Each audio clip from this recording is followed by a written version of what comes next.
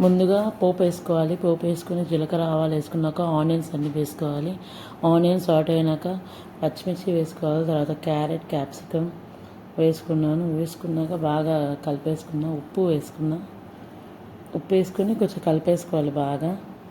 బాగా ఫ్రై కావాలి. వెజిటేబుల్స్ అన్నీ నీట్గా కుక్ కావాలి. తర్వాత టొమాటోస్ వేసాక బాగా టొమాటోస్ ఫ్రై అయ్యాక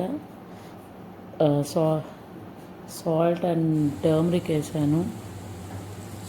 జస్ట్ రైస్ వేసేసాను.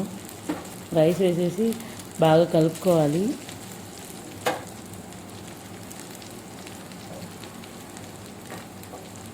రైస్ బాగా కలపాలి.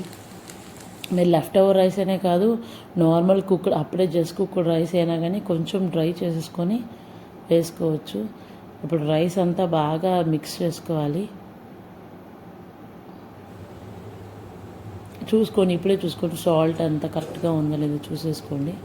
నాకైతే సాల్ట్ సరిపోయినట్టే ఉంది. తర్వాత నెక్స్ట్ కొత్తిమీర వేసుకోండి. ఆప్షనల్ మీ దగ్గర ఉంటే వేసుకోండి, అది లేదు ఇంకా మీరు కరివేపాకు కూడా వేసుకోవచ్చు. దీంట్లో ఇంకా చాలా వెజ్జెస్ యాడ్ చేసుకోవచ్చు. మష్రూమ్స్ ఇంకా మీ దగ్గర ఏదైతే అవైలబుల్గా ఉందో మష్రూమ్స్ రైస్ కానీ పన్నీర్ రైస్ కానీ ఏదైనా కానీ ఇట్లనే చేసుకోవాలి. ఇప్పుడు అయిపోయింది మన కలర్ఫుల్ లెఫ్ట్ ఓవర్ రైస్.